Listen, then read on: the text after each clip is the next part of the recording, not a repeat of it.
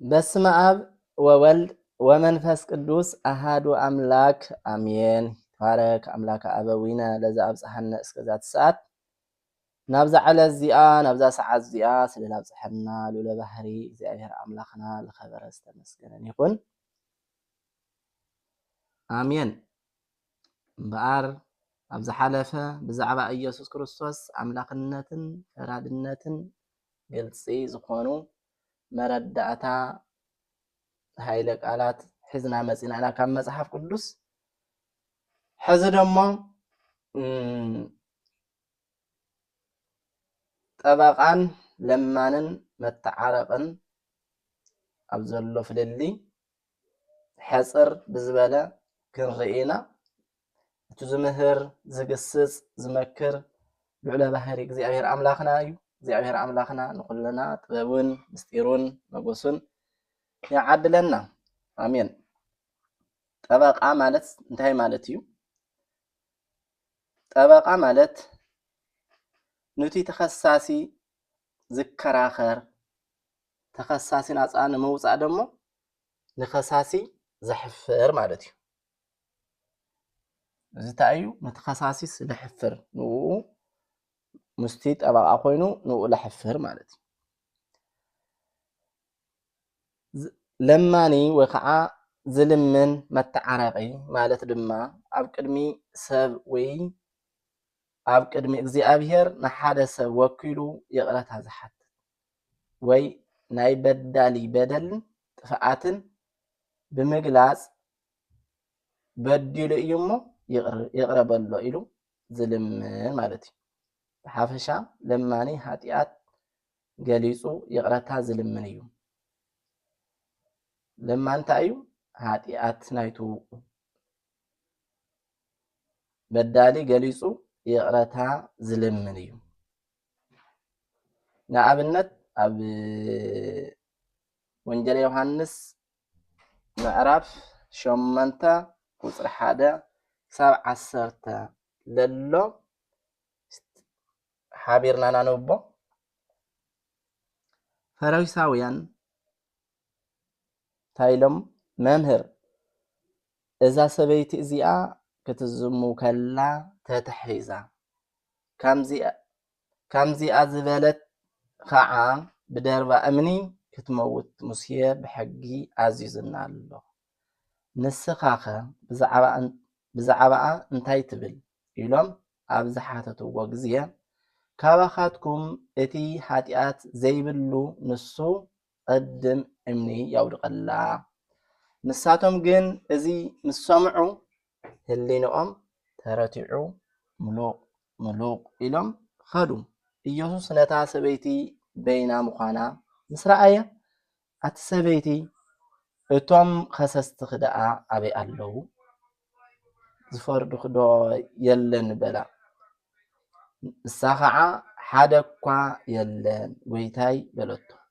ኢየሱስ ድማ ኣነውን ኣይፈርደክን እየ ኪድ እሞ ደጊም ከይትብድሊ በላ።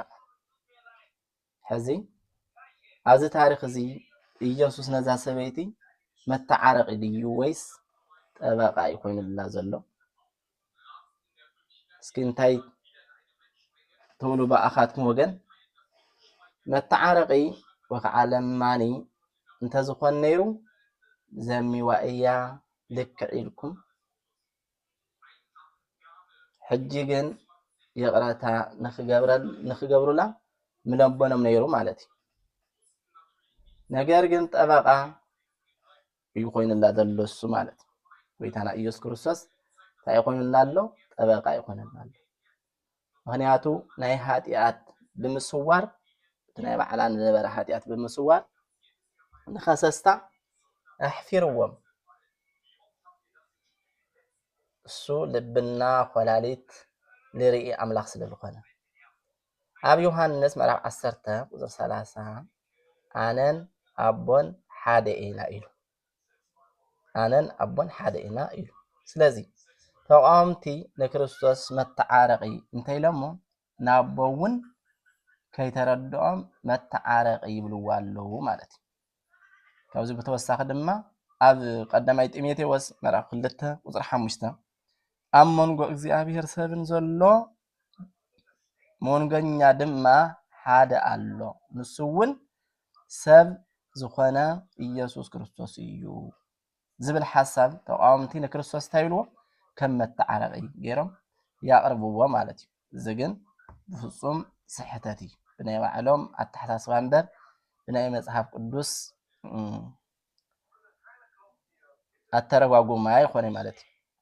ምክንያቱ ኣብ መፅሓፈ ኢዮብ ምዕራፍ 9 ቁፅሪ 33 ኢሉ ኣብ ልዕሊ ክልተና ዘንብር ዳኛ ወይ ከዓ ፈራዲ ኣብ መንጎና እንተዝርከብ ዝብል ቃል ኣሎ።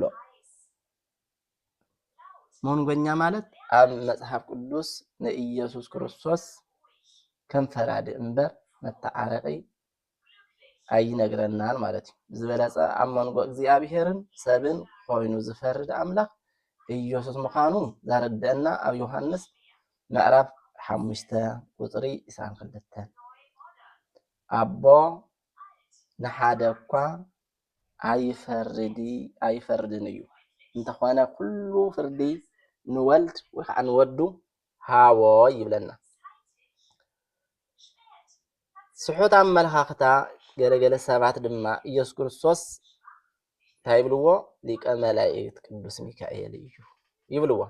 እዚ ግን ብመፅሓፍ ቅዱሳዊ ስለ ዝኾነ ዓብይ ሓሶት ምዃኑ ብደንቢ ስመርትዑ ክንርኢና ኣብ ይሁዳ ምዕራፍ 1 ቁፅሪ 9 ሚካኤል እቲ ሊቀ መላእክቲ ግና ብዛዕባ ስጋ ሙሴ ምስ ዲያብሎስ እናተኸራኸረ ምስ ተማጎተ እግዚኣብሔር ይግናሕካ ዳኣበሎ እምበር ፍርዲ ፀርፊ ክዛረቦ ኣይደፈረን። ሚካኤል ኢየሱስ እዩ እንታይ ኢሎሞ ኢየሱስ ባዕሉ ኣምላኽ እንሃለወስ ከመይ ገይሩ ኣምላኽ ይግናሕካ ይብሎም። ተወሳኺ እውን ኣብ ዕብራውያን ምዕራፍ 2 ቁፅሪ 16 ከምዚ ይብል ዘርኢ ኣብርሃም ሒዙ እምበር ናይ መላእክቲ ዘርኢ ኣይሓዘን ይብለና ማለት እዩ። ብተወሳኺ እውን ኣብ ፊልጵስዩስ ምዕራፍ 2 ቁፅሪ 6 ክሳብ 7 ዘሎ ንሰብ ባህሪኡ ኣምላኽ እኳ እንተኾነ ንሱ ባህሪኡ ኣምላኽ እኳ እንተኾነ ነቲ ምስ ኣምላኽ ዝነበሮ ማዕርነት ኣይገድፍን ኢሉ ኣይተኸራኸረን። እንተኾነ ሰብ ብምዃኑ መልክዕ ባርያ ብምውሳድ ብገዛእ ፍቃዱ ንርእሱ ድኻ ገበረ ይብለና ኣብ ፊልጵስዩስ ምዕራፍ 2 ቁፅሪ 6 ክሳብ 7 ዘሎ ሃይለ ቃል ማለት እዩ። ወለዶ ኢየሱስ ክርስቶስ ብግልፂ ተቐሚጡልና ስለ ዘሎ ኣብ መፅሓፍ ወለዶ ኢየሱስ ክርስቶስ ወዲ ዳዊት ወዲ ኣብርሃም እናበለ ይቆፅረልና ማለት እዩ። ኣብ ማቴዎስ ምዕራፍ 1 ቁፅሪ 1 ዘሎ ማለት እዩ። ስለዚ ኢየሱስ ክርስቶስ ወልደ ኣብ ወልደ ማርያም ኣምላኽ እምበር ናይ መላእክቲ ዘርኢ ዘለዎ ወይ ከዓ ቅዱስ ሚካኤል ኣይኮነን ማለት እዩ። ኣብ መፅሓፍ ቅዱስ ዘሎ ትንቢት ሓደ ብናይ ርእሱ ኣተሓሳስባ ክትርጉሞ ወይ ከዓ ብናይ ባዕሉ ደማዊ ዝኾነ ወይ ከዓ ምድራዊ ዝኾነ ኣተሓሳስባ ካብርሃርሆ ከም ዘይኽእል ክንርዳእ ይግባአና ማለት እዩ። ኣብ ካልኣይ ጴጥሮስ ምዕራፍ 1 ቁፅሪ 20 ክሳብ 21 ለሎ ከምዚ ይብለና ኢየሱስ ክርስቶስ ፈራዲ እምበር ፍጡር ኣይኮነን። እንታይ ይብለና ኣሎ? ኢየሱስ ክርስቶስ ፈራዲ እምበር ፍጡር ኣይኮነን ፍጹም ድማ ክኸውን ኣይኽእልን። ክቡራት ሰማዕትን ብደንቢ ጌርና ልቢ ጌርና ክንሰምዖ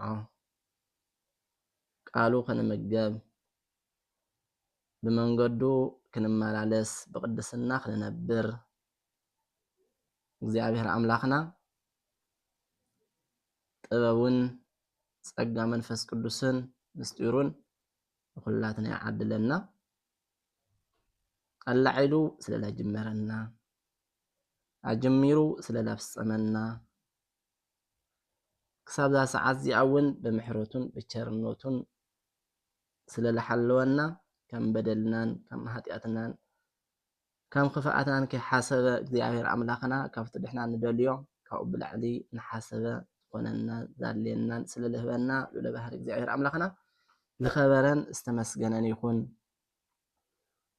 ወስብሐት ለእግዚአብሔር ወለወላዲቱ ድንግል ወለመስቀሉ ክቡር አሜን።